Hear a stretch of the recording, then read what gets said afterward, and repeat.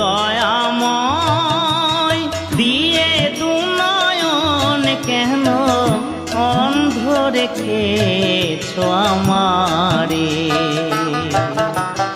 ও গো দয়াময় দিয়ে দুনয়ন কেন অন্ধ রেখেছ আমারে।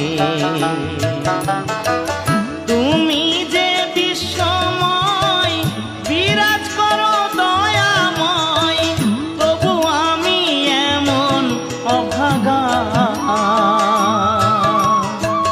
পাই না দেখিতে তোমারে। ও গো দয়াময়